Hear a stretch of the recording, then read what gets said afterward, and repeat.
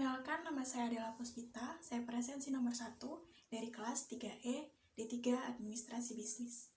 Di sini saya akan menjelaskan tentang pengertian administrasi atau definisi administrasi dan definisi dari prosedur. Yang pertama adalah definisi dari administrasi. Ini akan dibagi menjadi 3. Yang pertama, arti dalam arti sempit, yang kemudian ada arti dalam artian yang luas, kemudian ada arti secara umum atau definisi administrasi secara umum.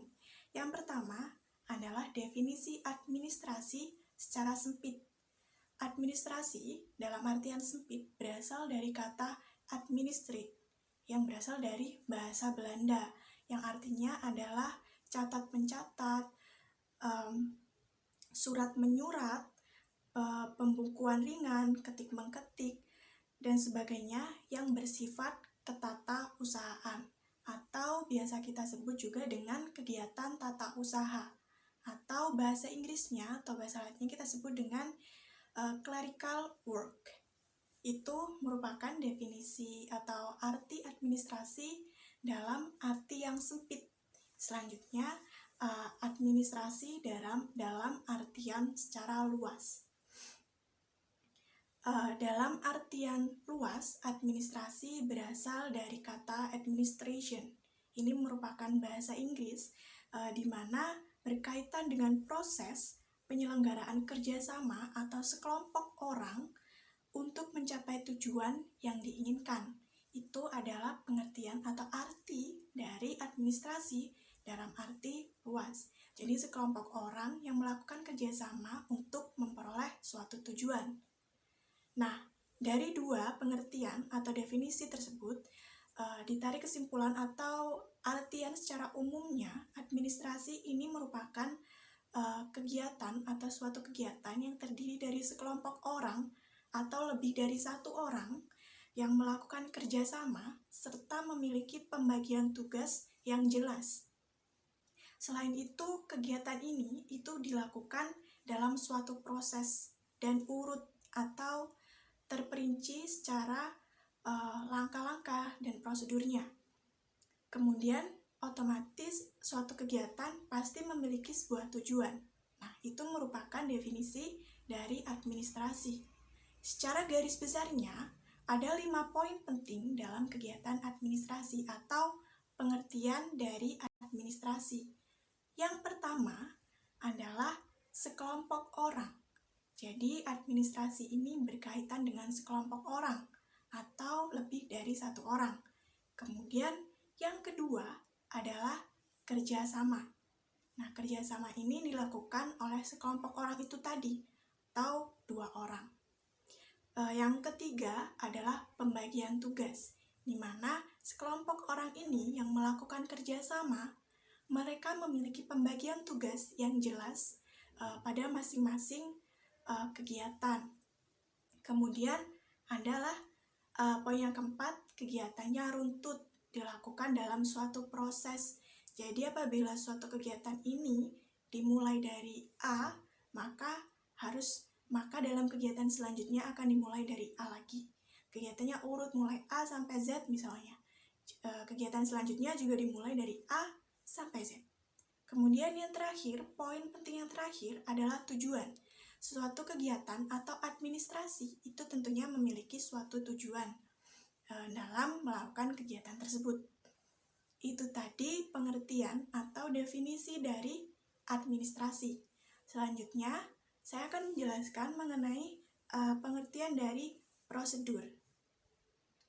Prosedur ini merupakan langkah-langkah atau urut-urutan untuk melakukan suatu kegiatan, di mana ini dilakukan secara berulang dalam suatu kegiatan, dilakukan secara berulang yang meliputi dimulai. Jadi ada dimulai kegiatan, kemudian dilakukan. Jadi kegiatan ini dilakukan, kemudian dikontrol, kemudian diselesaikan untuk memenuhi suatu tujuan tertentu. Nah, dalam prosedur ini ada 6 poin penting di mana biasa kita menyebutnya dengan 5W1H. 5W1H dalam poin W yang pertama adalah what atau what, apa, di mana menjelaskan atau menyatakan kegiatan apa yang sedang terjadi atau aktivitas apa nih yang sedang terjadi. Poin W yang kedua adalah why atau mengapa. Nah, mengapa kegiatan atau aktivitas ini terjadi? Alasannya apa? Tujuannya apa? Seperti itu. Kemudian poin W yang ketiga adalah who atau siapa. Siapa saja yang terlibat dalam aktivitas atau kegiatan ini itu dilampirkan atau dituliskan mulai dari subjeknya, kita melakukan suatu kegiatan maupun objeknya. Kemudian ada where atau di mana. Di mana nih kegiatan ini atau aktivitas ini bertempat? Di mana kegiatan ini berlokasi atau mengambil tempat di mana nih? Itu harus ada dalam suatu prosedur. Kemudian poin W yang terakhir adalah when. When atau kapan. Kapan kegiatan ini terjadi? Waktunya kapan? Ini biasanya menunjukkan tanggal atau hari atau bulan atau bahkan bisa juga waktu kejadian tersebut kapan dimulai. Kemudian yang terakhir adalah how atau bagaimana. Bagaimana langkah-langkah dari kegiatan ini itu dilakukan. Seperti pengertiannya tadi, prosedur merupakan langkah-langkah yang dilakukan secara berurutan. Jadi, how di sini menerangkan langkah-langkah prosedur tadi. Mulai dari yang pertama dilakukan, kemudian adanya controlling atau dilakukan kontrol, kemudian nanti akan tercipta atau mendapat suatu tujuan. Tujuan ini merupakan tujuan dilakukannya kegiatan prosedur. Seperti itu. Sekian, itu merupakan penjelasan dari prosedur. Untuk poin selanjutnya akan disampaikan oleh teman saya. Hai, beralih dengan saya, Afifatur Rasidah. Di sini saya akan membahas mengenai dua hal. Yang pertama ada karakteristik prosedur, dan yang kedua ada fungsi administrasi. Untuk pembahasan yang pertama, saya akan membahas mengenai karakteristik prosedur. Menurut Rasto, karakteristik prosedur dibagi menjadi 5. Yang pertama ada efisien, yang kedua ada efektif, yang ketiga sederhana, yang keempat konsisten, dan yang terakhir yang kelima yaitu fleksibel. Untuk yang pertama yaitu efisien. Prosedur dikatakan efisien jika mencapai hasil yang diinginkan dengan menggunakan waktu, upaya, usaha, atau peralatan yang minimum. Yang artinya di sini yaitu hasil yang diinginkan dari prosedur tersebut menggunakan waktu yang sesingkat mungkin agar tidak berbelit-belit. Dan yang kedua ada efektif. Prosedur dikatakan efektif jika dapat mencapai tujuan pekerjaan yang telah ditetapkan. Jadi di sini efektif dan efisien ini saling berkesinambungan. Mengapa begitu? Karena efisien secara langsung menggunakan jasa waktu, dan jika efektif tertuju kepada tujuannya. Jadi prosedur tersebut dikatakan baik apabila hasil yang digunakan menggunakan waktu yang sesingkat mungkin agar tujuan tersebut dapat terlaksana. Dan yang ketiga ada sederhana. Prosedur harus dibuat dengan sederhana mungkin sehingga mudah dipahami oleh pembaca dan diikuti dengan prosedur yang sudah ditetapkan. Prosedur perlu didesain sedemikian rupa sehingga cocok dengan persyaratan organisasi tersebut. Dan yang keempat ada konsisten. Prosedur harus memiliki hasil yang konsisten untuk setiap waktu. Yang artinya konsisten di sini adalah tetap atau sama. Artinya prosedur yang dijalankan harus konsisten, artinya tetap sama dari waktu ke waktu. Prosedur tersebut harus dijalankan. Apabila tidak dijalankan, maka perlu dipertanyakan mengapa prosedur tersebut tidak dijalankan, karena pada awalnya prosedur tersebut sudah dibuat dengan sebaik mungkin. Dan yang terakhir ada fleksibel. Fleksibel di sini yaitu berubah dalam arti menyesuaikan keadaan. Contohnya, pada saat ini kita sedang terkena wabah COVID Corona atau pandemi. Banyak orang yang menggunakan pembayaran melalui tatap muka atau online. Pada saat kita akan memesan kereta api, pada zaman dahulu kita menggunakan sistem offline, yaitu datang ke kantornya untuk memesannya. Dengan seiring berjalannya waktu, atau pada saat ini di wabah COVID Corona, kita dapat melakukan pembayaran tersebut atau pemesanan tersebut melalui online. Jadi perusahaan ini menggunakan prosedur dengan secara online dengan seiring berjalannya waktu.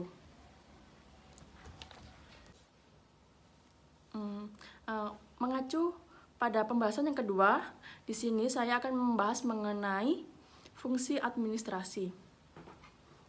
Fungsi administrasi di sini mengacu pada pengertian administrasi secara sempit, yaitu tentang ketatausahaan.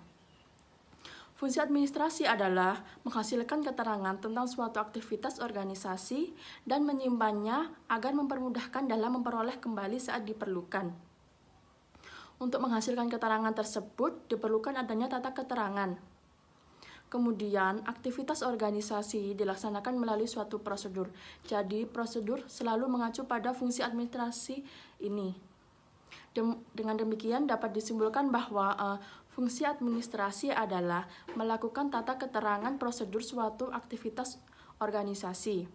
Oleh karena itu, sering juga disebutkan bahwa fungsi administrasi adalah mendokumentasikan sebuah aktivitas organisasi melalui aktivitas administrasi.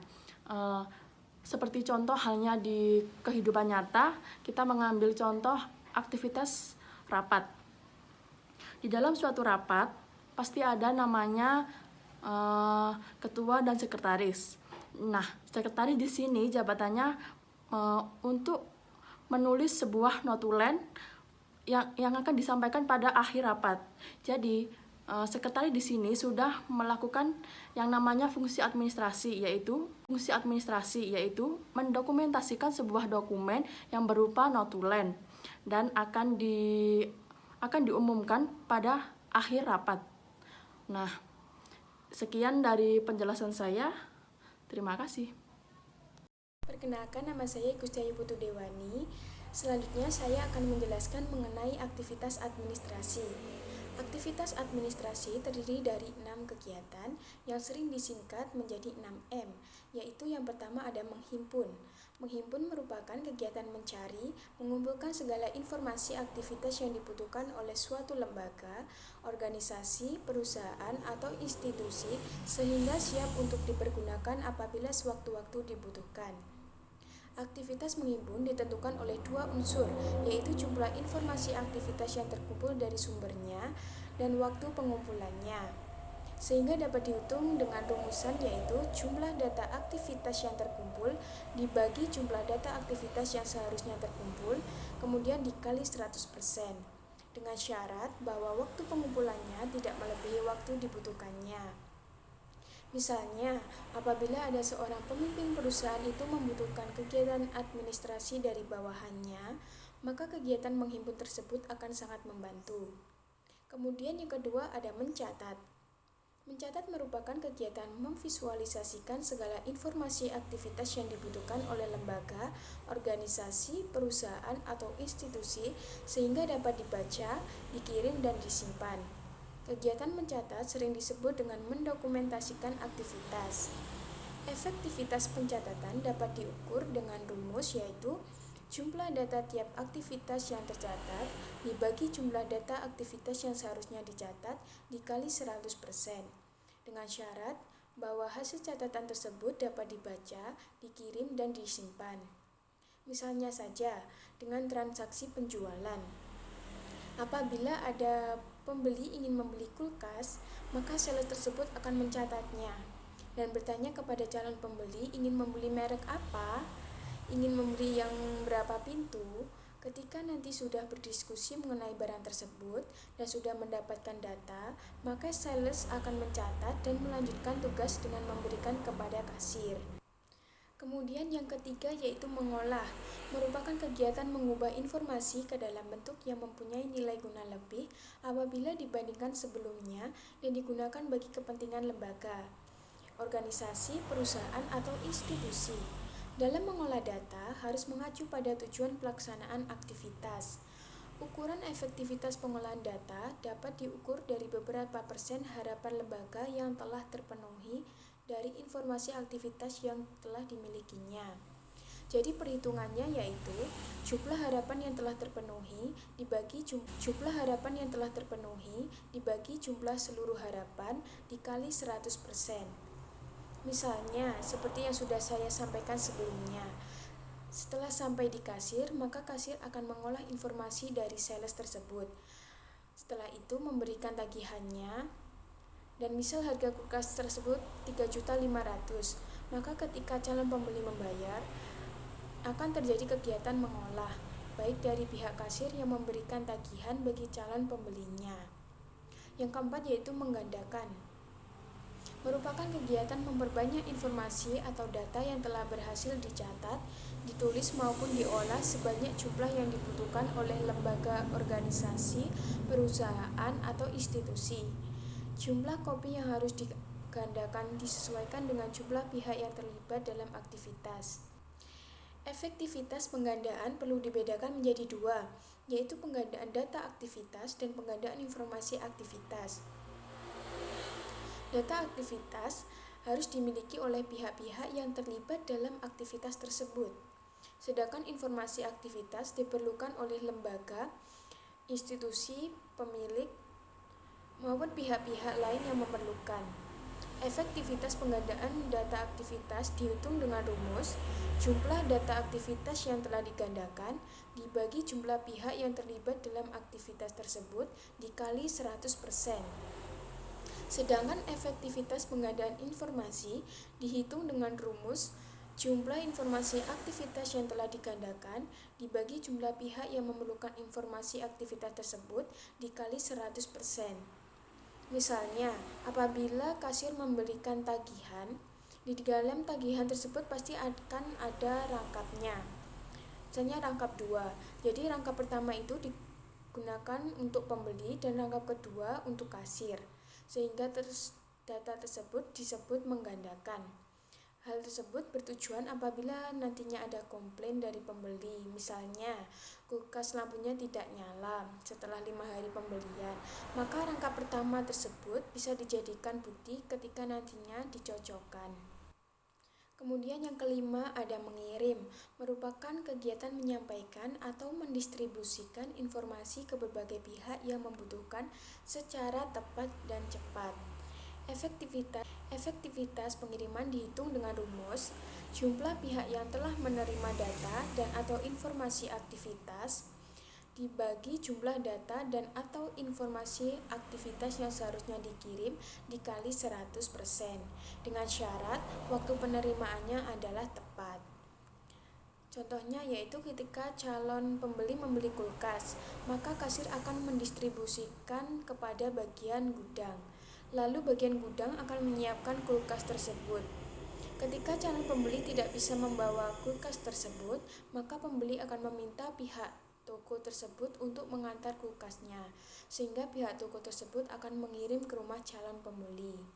Kemudian yang terakhir yaitu menyimpan, merupakan kegiatan menempatkan informasi yang dimilikinya dengan berbagai cara dan alat dalam suatu tempat tertentu yang dianggap aman, sehingga apabila sewaktu-waktu dibutuhkan kembali, maka akan dengan mudah untuk ditemukan. Tingkat efektivitas penyimpanan dilihat dari tingkat penemuan kembalinya dapat diukur dengan angka kecermatan. Dengan rumus jumlah dokumen yang ditemukan dibagi jumlah dokumen yang dicari dikali 100%. Pengukuran ini dilakukan pada periode waktu tertentu. Misalnya ketika perusahaan PT Krebet memerlukan data karyawan yang telah resign beberapa bulan yang lalu dan perusahaan ingin memanggilnya kembali atau mengontraknya kembali, maka bagian administrasi yang menyiapkan data tersebut dengan baik, akan dengan mudah mencari data yang dibutuhkan dengan cepat. Sekian presentasi dari saya, terima kasih. Perkenalkan, nama saya Octavia Ufa, presensi 26. Di sini saya akan menerangkan tentang penerapan 6M dalam konsep 5W plus 1H. Yang pertama yaitu what, mengumpulkan data nama kegiatan dan mencatat data kegiatan sebagai perihal. Kemudian yang kedua ada why, yaitu mengumpulkan data tujuan aktivitas, mencatat data tujuan aktivitas. Tujuan berupa rencana dan realisasi. Kemudian ada who atau siapa, yaitu mengumpulkan data nama dan jabatan yang terlibat, kemudian mencatat nama dan jabatan. Kemudian ada where, di mana yaitu mengumpulkan data tempat, kemudian mencatat nama bagian unit pelaksana. Dan ada when, yaitu kapan, mengumpulkan data waktu pelaksanaan dan aktivitas, kemudian mencatat data waktu sesuai yang dibutuhkan. Dan yang terakhir yaitu how, bagaimana mengumpulkan data urutan pelaksanaan, kemudian mencatat isi dan penutup dokumen. Kemudian pengolahan data terjadi pada proses dan kontrol pelaksanaan. Semua data dan informasi harus disimpan, kemudian menggandakan iuran administrasi berupa dokumen, dan yang terakhir mendistribusikan dokumen hasil proses administrasi ke semua pihak. Demikian presentasi dari saya. Selanjutnya akan dijelaskan oleh rekan saya. Terima kasih. Perkenalkan, nama saya Ramadita Kana Farisa. Saya kelas 2E di 3 Administrasi Bisnis, nomor absen 28, NIM 19326100093. Asas-asas administrasi yaitu yang pertama ada asas perencanaan. Asas perencanaan mempunyai pengertian bahwa semua pekerjaan kantor harus direncanakan terlebih dahulu untuk mencapai tujuan tertentu. Kemudian yang kedua ada asas penyederhanaan. Asas penyederhanaan yaitu merupakan asas yang dimana bahwa semua pekerjaan kantor dapat dikerjakan dengan cara yang sederhana dan semudah mungkin agar tidak menyulitkan pekerja administrasi. Kemudian yang ketiga ada asas penghematan. Asas penghematan yaitu maksudnya diarahkan untuk dapat menghemat semua sumber daya. Sumber daya di sini yang dimaksud adalah pikiran, tenaga, waktu, uang, kemudian biaya, ruang, dan hal-hal lainnya yang dimana hal itu melaksanakan kegiatan pekerjaan kantor. Kemudian yang keempat ada asas penghapusan. Asas penghapusan yaitu diarahkan untuk menghilangkan pekerjaan atau aktivitas yang tidak diperlukan dan tidak dibutuhkan lagi, yang dimana aktivitas-aktivitas tersebut termasuk sumber daya yang tidak digunakan lagi. Sumber dayanya dapat sumber daya manusia. Kemudian yang terakhir ada asas penggabungan. Asas penggabungan ini mengusahakan agar pekerjaan-pekerjaan yang mempunyai persamaan atau berkaitan erat hendaknya digabungkan, bukan dihapuskan. Jadi asas penggabungan dan juga asas penghapusan itu beda. Asas penghapusan itu lebih untuk menghapus sumber-sumber yang dimana yang tidak diperlukan lagi. Akan tetapi jika asas penggabungan yaitu menggabungkan hal-hal yang sekiranya bisa digabungkan tetapi tidak menghapuskannya. Itu saja dari saya. Terima kasih.